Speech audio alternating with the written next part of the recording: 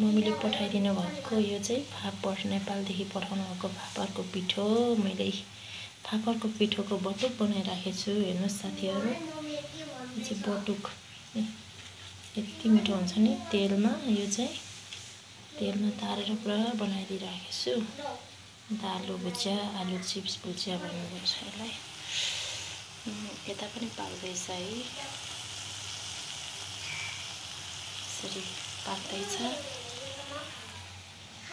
फापरको बटुक, बटुक कसलाई मनपर्छ खान आउने साथीहरू।